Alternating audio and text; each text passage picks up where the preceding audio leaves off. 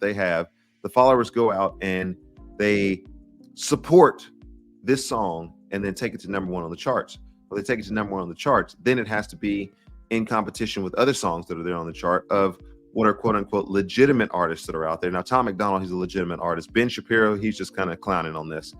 He is not a rapper, but you will see him arrayed as the caricature of a rapper here in just a few moments. But they are taking on this whole notion that there's certain suppression that takes place so that people can elevate a message that is detrimental to people's health. All right, let's get to that sound here today. This is Ben Shapiro, Tom Macdonald, and the song Facts that has recently come out on the Ben Shapiro show. They're talking about it. So, G, tell me about how Facts is doing. It's number one on the iTunes charts in the United States. It's trending all the way up to number 2 worldwide, but we're facing some entrenched opposition from members of the industry who don't like the insurgent campaign that we have been waging against them. They don't know the true artistry of hip hop, I think, from people like, I mean, this is completely overdone on purpose. Just like Lady Ballers was intentionally over the top, this is intentionally over the top. It's a genius idea. I will have to give Ben Shapiro that. It is a genius idea. I'm not a huge Ben Shapiro fan, but on this particular occasion, I can appreciate what it is that he's doing. You know what you're doing, but like from me, I don't think anyone expected me to just, be as amazing as I am at this, clearly. And I've got the bling to, like, I'm ready to go. I've been hitting all the clubs, leading a new lifestyle, but we still have to overcome some obstacles, Tom. Absolutely. Well, it's nice to see you entrenched in the culture. The craziest part about this is I almost showed up dressed as you today. But yeah, man, it's been, for your first step out the door, Ben, you absolutely killed it. We're number one in all genres on iTunes, number 2 worldwide on iTunes, which is unheard of, especially for somebody making their first rap song. What kind of tattoo? Anytime somebody has this many tattoos, I can't even focus on sometimes what it is that they're saying because I'm looking at the tattoos and I'm trying to read. He's got like wraparound tattoos. So I'm like trying to read around his forehead, trying to read down his neck. Like, what is going on here? What would possess someone to get this many tattoos of all the different things that are going on there? I got to figure out the Tom Macdonald story because there's a lot going on the inside. And I'm sure, as you can see, there's a lot going on the outside. Nicki Minaj dropped her diss song today against Megan Thee Stallion. So we're up against some stiff competition, but thus far, we've held down that top spot. I don't think she's going to be able to shake us, man. I don't think so either, especially because, I mean, I saw that Megan Thee Stallion, that she actually, she lowered her price, that she's almost giving it away. I mean her song in any case. But let's talk about, all of the various algorithms that are now being used to suppress the song because they really do not want us to hit number one on the Billboard charts, obviously. For artists, especially independent artists. Well, it started before the song got even released. Obviously, I distribute all my music independently through TuneCore. And so there's TuneCore. Many of you guys have used that. We used to use TuneCore. It's an aggregate that kind of puts music out and distributes it to all the various online stores so that you can legitimately go to a concert and say anywhere you stream music, you'll be able to find this song or this album. CD Baby is another one that does some of that same work. We're using DistroKid now, and I don't know if there's necessarily an advertisement for DistroKid, but just transparency. This is Erskin Music Show. I can talk about what it is that we do.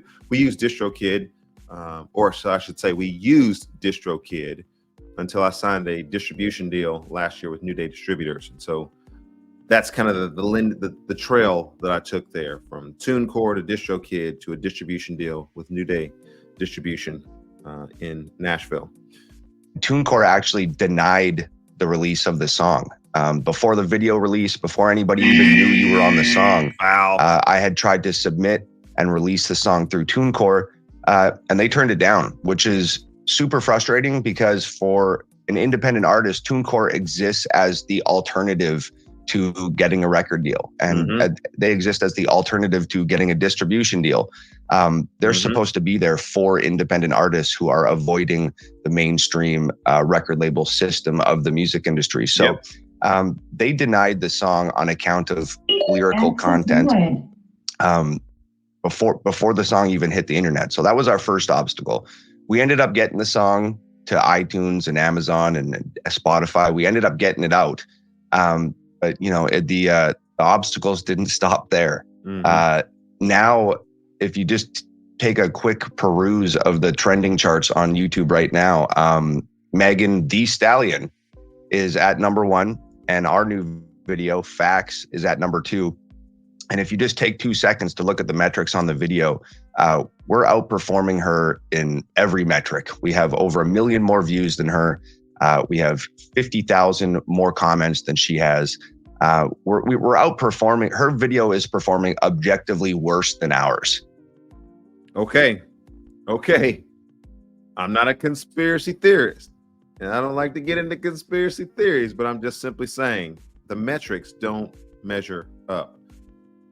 The music industry is not going to let this happen. The reason why I'm bringing this up here, and I'll go about a minute or so more with this. In fact, I'm going to fast forward it to about the 7-minute mark. You guys can see that in its entirety. That's why I leave the show notes in the show so that you guys can go back and you can reconstruct the entire show. You can click on this link and you can see all 11 minutes of this particular interview. Let me see what goes on here. What I ordered versus. Let me get through this advert because I want you guys to see this later section of what they're discussing. Her actual lyrics. I'm just going to read her lyrics here because this is what I became famous in the rap community for, is my reading of lyrics. This is like an actual lyric. This is the beginning of her song. Quote, "I just want to kick this bleep off by saying F y'all. I ain't got to clear my name on an MFing thing. Every time I get mentioned, one of y'all BAN words get 24 hours of attention." So yeah, that's clearly saying there are not enough American flags is like exactly the same as whatever the hell it is that Megan Thee Stallion is doing. Clearly, I mean, if we're gonna make sure that the kids don't see damaging material, we got to stop Tom Macdonald. Man, it's and this is in important. our song. I I think in the pre-chorus is we talked about not promoting guns. We talked about not promoting drugs. We talked about not turning people's sons into thugs and their daughters into hoes. And, we sort of spoke out against like what the status quo in hip hop is. Yep. And for some reason, we're treated, we're living in some sort of upside down, backwards freak show. And it just seems like the most destructive material. And hip hop is full of a lot of destructive material. The promotion of violence, the romanticizing of. I wish they talked about a little bit more CHH. I wish they talked about a little bit more CHH on this, because there are some destructive elements in hip hop, but there is a revival, and I would say this is kind of a flowering of both the independent and Christian hip hop that's out there. I'm gonna refrain from making comments about some of the ways that the industry handles things, but I will say that there's a lot of good momentum taking place in the Christian hip hop space that is counter to the message and commensurate with what it is that they're talking about. Mental health and prescription drugs recreationally. It seems like those things tend to get the most mainstream attention, and anything that speaks out against that, especially in our case, has been suppressed. So, okay, so I just wanted to get you guys around the idea of censorship, suppression, and just give this thought. This is for the Christian gatekeepers that are out there, or any of the gatekeepers. I would say for all the gatekeepers that are out there, and this is how I want to close the show today, you should be very afraid.